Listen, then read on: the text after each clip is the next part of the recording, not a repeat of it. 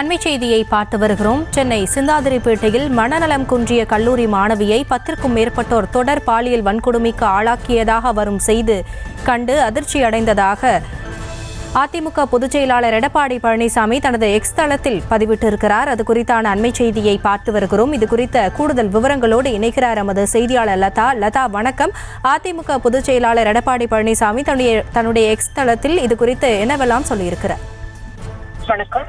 அதிமுக பொதுச் செயலாளரும் எதிர்க்கட்சி தலைவருமான எடப்பாடி பழனிசாமி தனது எக்ஸ் வலைதள பக்கத்தில் பதிவு ஒன்றை வெளியிட்டிருக்கிறார்.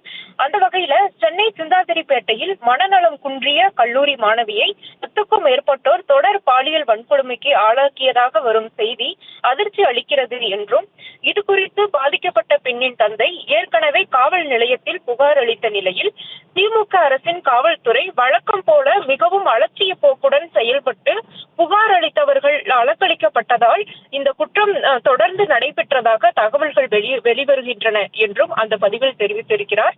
மேலும் பெண்களுக்கு எதிரான குற்றங்கள் குறித்து புகார் வந்தால் அதன் தீவிரத்தன்மை உணர்ந்து முறையாக விசாரிக்க வேண்டும் என்பது அரசின் காவல்துறைக்கு தெரியாதா என்று அந்த கேள்வியையும் முதலமைச்சரிடம் அந்த கேள்வியையும் முன்வைத்திருக்கிறார். மேலும் பெண்களுக்கு, குறிப்பாக பள்ளி கல்லூரி மாணவிகளுக்கு தொடர்ந்து அச்சுறுத்தல் ஏற்படும் நிலையை உருவாக்கியதோடு மட்டுமல்லாமல் பெண்களுக்கு எதிரான வழக்குகளை மெத்தன போக்குடன் கையாளும் திமுக அரசுக்கு கடும் கண்டனம் என தனது கண்டனங்களையும் பதிவு செய்திருக்கிறார். மேலும் இந்த வழக்கில் தொடர்புள்ள கயவர்கள் அனைவருக்கும் கடுமையான சட்டப்பூர்வ தண்டனை கிடைப்பதை உறுதி செய்வதுடன் பெண்களுக்கு எதிரான குற்றங்களை தவிர்க்கவும் அத்தகைய புகார்கள் மீது தாமதமின்றி தீவிர விசாரணை மேற்கொள்ளவும் திமுக வலியுறுத்துவதாக அந்த பதிவில் தெரிவித்திருக்கிறார்.